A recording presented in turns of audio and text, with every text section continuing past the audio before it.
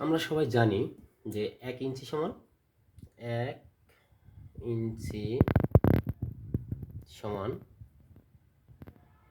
25 millimetre.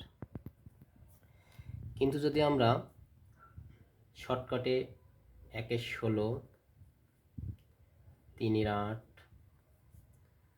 5 এর 8 সমান কত মিলিমিটার এগুলো জানতে চাই, তাহলে আমাদের এখানে যে শর্টকাটে একটা নিয়ম আছে সেটা করতে হইলে আমরা এখানে যে 1 ইঞ্চি সমান 25, আমরা 25টা নিতে পারবো না। এটা আমাদের ক্যালকুলেশনের সুবিধার্থে আমরা ধরবো 1 ইঞ্চি সমান 24 মিলিমিটার।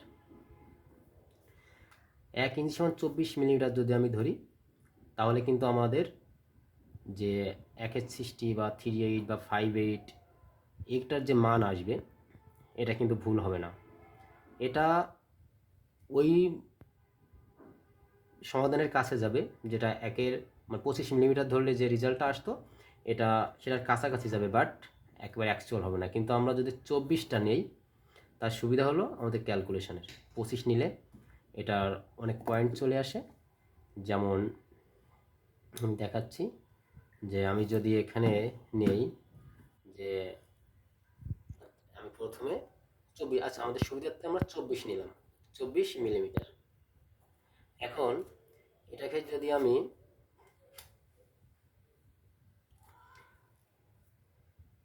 অর্ধেক করি, 8 ইঞ্চি সমান কত মিলিমিটার? 12। এটাকে যদি আমি 3 ভাগ করি, এটাকে যদি আমি 4 ভাগ করি, তাহলে হবে 6।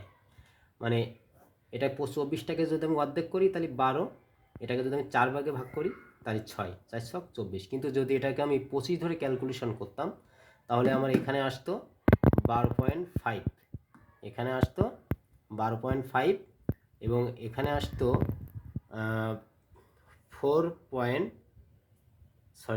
এখানে আসতো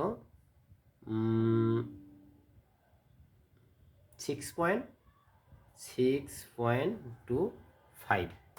এখন এটা আমাদের ক্যালকুলেশনের একটু সমস্যা হতো। যদি আমরা এই 25টা ধরে ক্যালকুলেশন করি তাহলে আমাদের সবসময় ক্যালকুলেটর নিয়ে বসে থাকতে হবে। তো যাই হোক, আমরা 24 ধরে ক্যালকুলেশন করব। তো এইটা করার আগে আমাদের সবার একটা জিনিস জানতে হবে যে হাফ, এটা হলো 12, 1-এর 4, এটা হলো 6, 1-এর 8, এটা হলো 3, 1-এর 16, এটা হলো 1.5।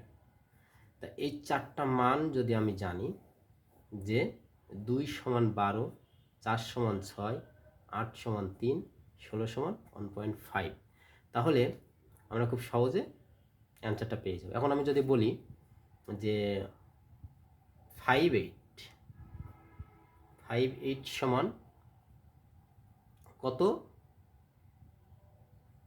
সেম, এখন কত মিলিমিটার। এখন এখানে আমরা জানি যে 8-এর মান কত? 8-এর মান 3। তাহলে এখানে আমি এই 5-এর সঙ্গে যদি 3 গুণ করি তাহলে 3 5 15 মিলিমিটার। তাহলে কি হবে? কেউ যদি আমাকে বলে যে এক পকেট থেকে অন্য পকেটের ডিস্টেন্স বা একটা পকেটের লব এত সিএম, 5.8 একটা গ্যাপ রাখতে হবে, 5.8 একটা গ্যাপ রাখতে হবে। তার মানে কত গ্যাপ রাখতে হবে? 15 মিলিমিটার। 15 মিলিমিটার যদি আমি গ্যাপ রাখি তাহলে আমার 5.8 হয়ে যাবে। তো তেমনভাবে যদি আমি বলি যে 1-এর 4, 1-এর 4 সমান কত? আমরা সবাই জানি 4, 4-এর মান কত? 6। তাহলে এর সঙ্গে আমি 6 গুণ করলাম, তাহলে 6 কে 6, তার মানে ক্যান্সার হলো 6। এখানে যদি বলি 1-এর 16, 1-এর 16 যদি বলি তাহলে এখানে তো আছেই 1.5। এভাবে আমি যদি বলি 7-এর 16, 7-এর 16, তাহলে আমরা সবাই জানি যে 16 মান হলো 1.5। তাহলে 7-এর 16 এটা কত আসবে? 7-এর সঙ্গে আমি 1.5 গুণ করি, তাহলে এখানে কত হবে? 7 আর 5 7 35, অর্থাৎ 3.5।